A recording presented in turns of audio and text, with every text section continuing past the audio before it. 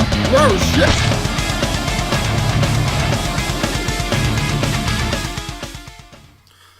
Welcome to the Metal Robot Reviews channel. I'm your host, Tom McKay, and I want to punch something. This year was a total shit show. From the disgusting acts of a stereotypical businessman in Hollywood to God's least favorite carrot. But while they may not have reflected the most of metal music that turned out this year, many stinkers sure did. And we're about to talk about them today, because I am in a shit mood and I want to channel all that anger into destroying the reputations of these shitty albums. This is the top 5 worst albums of 2017.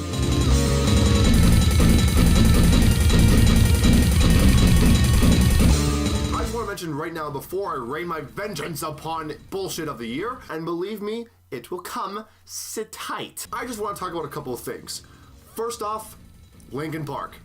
One More Light is nowhere near the list. And it's not because of the tragedy that struck back in the summer, but though I'd be lying if I said it didn't affect anything. It's because of the fact that One More Light is a pop album.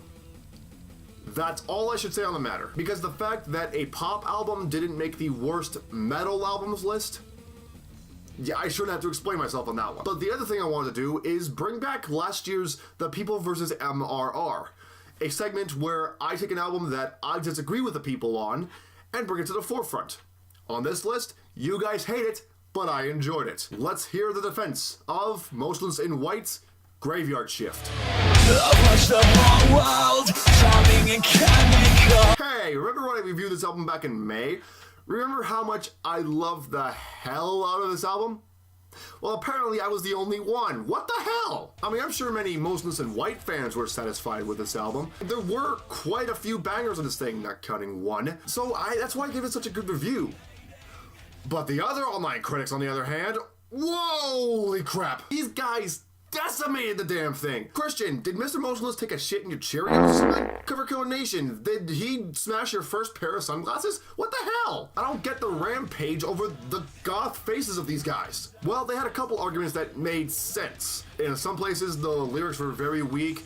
The skater song of Loud was fucking garbage, and I try not to live it, but I don't believe the hype. 'Cause if she's got a pulse, then she's not on my side.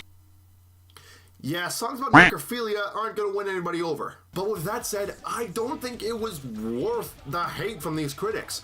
Listen up. If you didn't like your first run, do it again.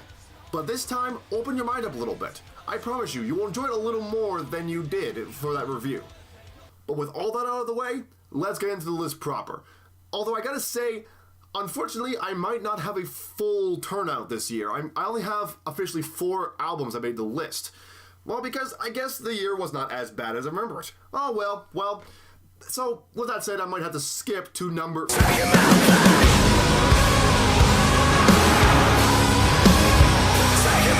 Nevermind, we can proceed with the Sloshing on schedule. A new album just came into our midst this month. What the hell? Wasn't Asking Alexandria on the People vs. MRR section last year? What the hell happened? Well, I'll tell you what happened.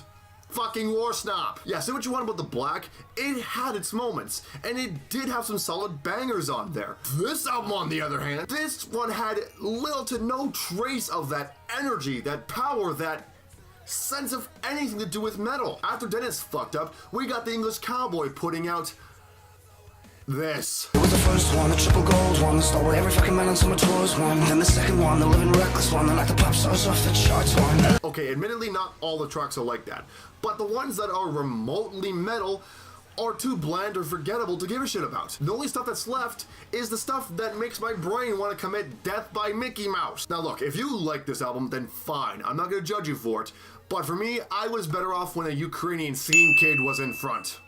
And yeah, those are words I should not be ever uttering as a metalhead. Hey, you know what? That wasn't surprising enough, actually. You know what? How about I throw a curveball in there? Number 4, Sepultura's Machine Messiah. Never felt my interest, bleeding deep inside of me. Hi, Sepultura fans. Hi. Remember me? Hiya. Okay, so I'll admit, I screwed up in my review. I did. Bear in mind, back then I was still doing unscripted reviews, and there's a damn good reason why this was the last unscripted review. I called the lead singer Dennis by mistake for some reason, even though I knew the lead singer's name was Derek, and even said his name in the review earlier on. It was merely a slip of the tongue. However, I meant everything I said in my original review.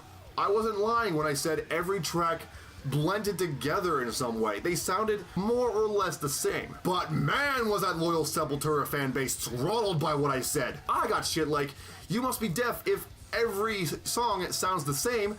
I was hoping for a helpful review, but all I got was someone with a short attention span, and my personal favorite, laziest review I've ever had the displeasure of watching.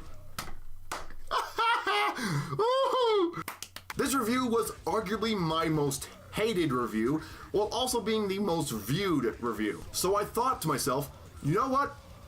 They might have a point. Let me try and listen to this album again to see if maybe I didn't pay enough attention on my first few listens. Because apparently 5 listens in one day clearly wasn't enough. One open-minded listen later, and they have a point. Not all the tracks blend together. But I preferred it when they did, because at least then they were good.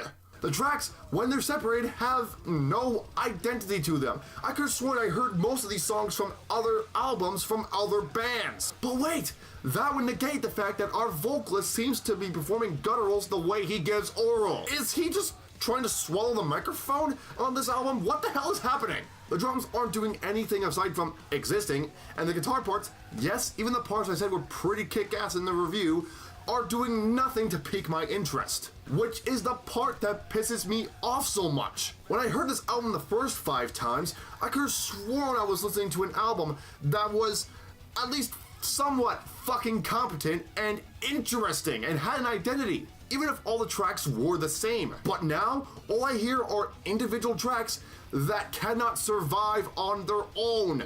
And you know what? Maybe I was too harsh in saying that all these songs blend together, because they were clearly better off being their own thing rather than being unique and interesting. Fuck you, Sepultura, for making one of my reviews seem more pointless than your fan base already thought it was.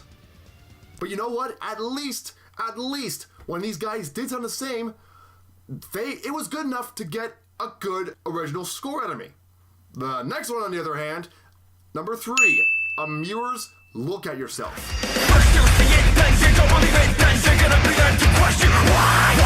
Wow. I didn't think you could lose more confidence than you already never had, but my god, Amir, look at you go! You never cease to amaze me. Guys, I tried to give this album the benefit of the doubt. I really did.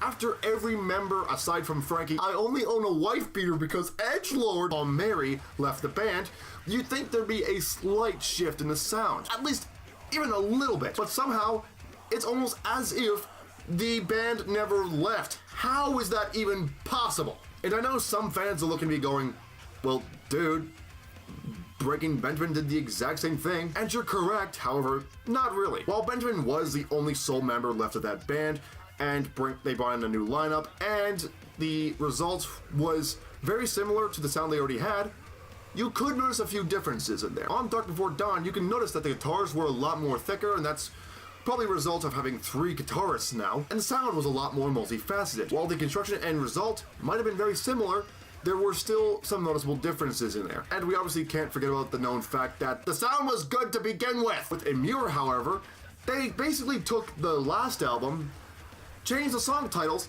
and re-gifted it to the fans, which is the same thing they've been doing since 2003. These chugs and breakdowns and lack of any talent whatsoever hasn't changed from album to album. But it somehow got even worse here, because it's the same shit being done by brand new people. But old habits die hard for Frankie, as his lyric writing is even more pathetic here. Wow, a slight change in there, just in the opposite direction of where you want it to go. Amir, real talk.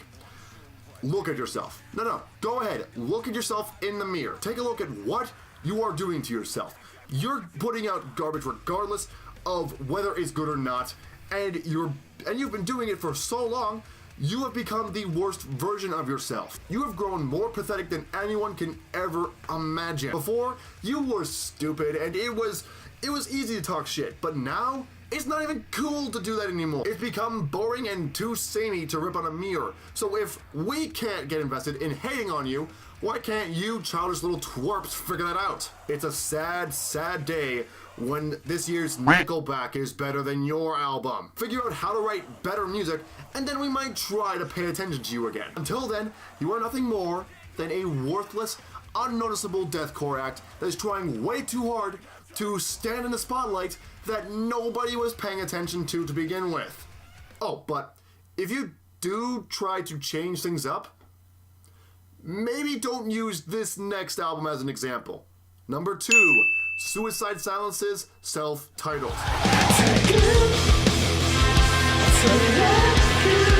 Where do I begin with this garbage? No, really, please, I need help in figuring out where to begin with an album that is fucking my earlobe with a rusty spur. This year has just been a bad year for the band. Not only did they come out with an album that has St. Anger levels of notoriety, but Eddie, their lead singer, got caught up in a sexual misconduct with a Belgian girl who would be a minor in the US, but not in Belgium. It's way too complicated to discuss here. And they also tried to make people pay to work for them for a day. I'm at a loss for words. Did everybody just drink a pound of meth and cocaine and then decide to take on responsibilities? But those aren't the focus of this annihilation. The shitty album is. Horrible performances from all parties. Fuzzy and tin can like production, and dear God, the teehees. Oh, the teehees are everywhere. They may have started out funny when Doris was released, but now they're fucking insufferable. And one thing I quickly mentioned in my original review almost exempts the band from this whole thing. Their producer is a 3rd grader who doesn't know how computers work. Everything on this album is fucking one take. One fucking take. If anybody knows anything about recording anything, you do not do one take. I don't even do one take. The take you're seeing right now is most likely the 10th or 20th. But even with that said, the band has been at this for a while. They should have picked up on this by now and figured out that things were going wrong when they were told that they can't do one more take. That's a red flag coming out of the ass crack. How did you not see that? So bottom line, if Suicide Silence survives past 2018, I will be amazed to see what they might end up doing in 2019. But you want to know something? This album was the worst for the longest time. Yeah, this was the worst of 2017. And instead of you guys questioning, well, obviously, I'm sure you guys are actually questioning, how drunk are you? What could possibly be worse than this abomination? Well, there was another. And that other had its own reasons for being on this list. No worst EP this year, guys. We have to address the animated elephant in the room. Have you noticed all the Disney references that I've littered throughout this review? Yeah, have I been foreshadowing enough for you guys? Guys, I give you the number 1 worst album of 2017. Fucking Metal Disney!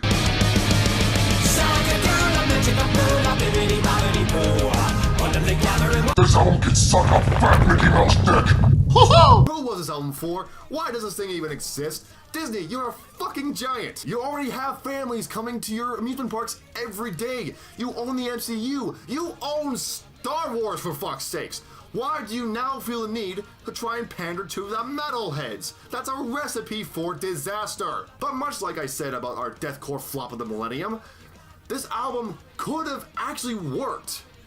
It's not a bad idea on paper. Execution, on the other hand, is what pissed me off. Every solitary thing that happened in this album pisses me off in some way.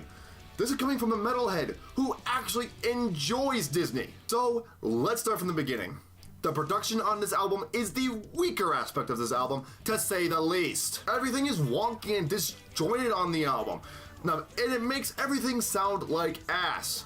I haven't heard production this bad since Pyron last year. But even if they had a producer who knew how to work the soundboard, this album would still suck because the band members they got to pick are talentless jackasses. The most I could find on these guys is that most of them were part of the band Obsession at some point. That's not a word, bad enough. These guys are playing so sloppy that they're putting Kiss to shame. Look, save that shit for if you end up playing live, somehow. But when you're in the studio, you need to know what the fuck you're doing. The singer is also missing every single note while trying to do a really bad Bruce Dickinson impression. Sober up and then come back to the studio when you learn how to do your fucking job. But even if they had a producer who did a decent job, and if they had a group of people who knew how to play their instruments, this album would still suck because the songs they chose to cover don't fit with the style that they're trying to go for. The style I mostly picked up in this album is a mix of hair metal with a slight hint of thrash. Don't ask. And yet with that style, they're playing songs like Mickey Mouse March, Beauty and the Beast, Wish Upon a Star, The Embodiment of Satan's Earlobe. What the fuck? Who's the idiot who picked these songs? They don't work for the music. There are so many tonal issues with this album, Zack Snyder probably wants to make a movie centered around them. And again, this album could have worked. You know what songs would have been better? The villain songs. Be Prepared, Poor Unfortunate Souls, fucking Hellfire would have been perfect. Don't believe me? Jonathan Young already did it. Like fire, hellfire, this fire in my skin. This album is a colossal failure in all regards, except for the fucking billboards apparently, and all it did was piss off both sides it was trying to pander to. Disney fans didn't like the fact that their favorite songs from their childhood are being turned into a metal style with a more raw approach. Metalheads especially don't like the fact that Disney songs are being covered by metalheads. And for me, the in-betweening guy, this pissed me off the most because everything went wrong at once, creating the worst album of 2017. Because even though the songs were good to begin with, the previous title holder at least made me laugh on occasions. Don't fucking do this again, Disney. Much like your director's choice for episode 8, your choices fucking suck.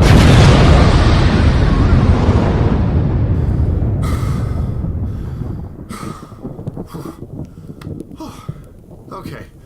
I may have gotten a touch angry there, guys. I'm sorry. You know what? You know what we need to do? We all need to calm down and breathe a little bit and listen to actually some kick-ass metal music. Thankfully, I have the best of the year list up now, so we can all head over there, click the link in the description below, click the YouTube card, and we can all enjoy some kick-ass metal music this year. So, yeah. Nothing over there will piss you off, so that's good. I'll see you guys over there. I'll see you guys in the mosh pit next time. Have a good night, everyone, and have a happy new year.